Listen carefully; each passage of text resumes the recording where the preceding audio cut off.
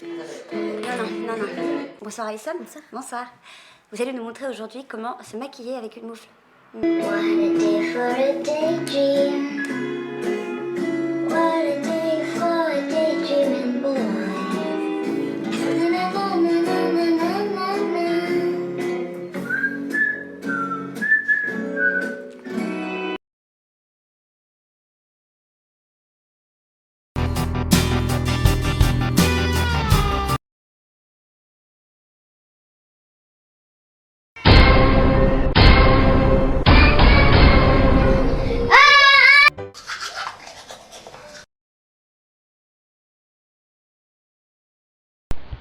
Reflexive verbs.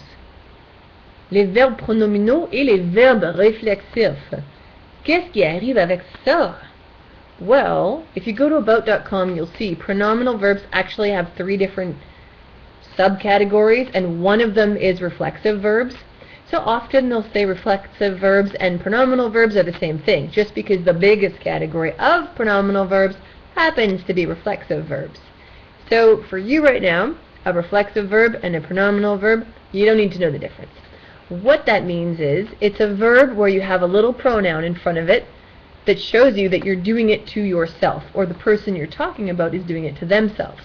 A hint for these little puppies is that everything you do in the morning, je me réveille, je me lave les cheveux, je me brosse les cheveux, je me brosse les dents, je m'habille, I get dressed. And if you're a guy, je me rase la barbe, shave my beard. So everything that you do in the morning is all about reflexive verbs.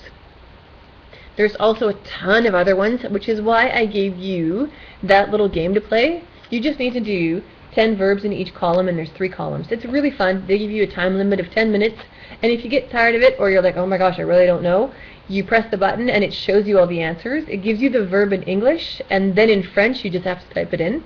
Now if you don't know how to get your French keyboard happening, you need to go to your control panel to keyboards and add Canadian French, or whichever French one you want, so you can write in accents. That will help you huge. And then there should be a little pop-up that lets you choose between English and French. And when you do that, then all of a sudden, okay, you've got E's with accents on them already. It's a bit of fooling around, or you can use the Alt keys. I love that. Now my computer, for whatever reason, won't do the Alt keys, but if you want to know how to use Alt keys, so you just do Alt and then 130 gives you E with the accent on it, or 133 gives you an A, I think, like that.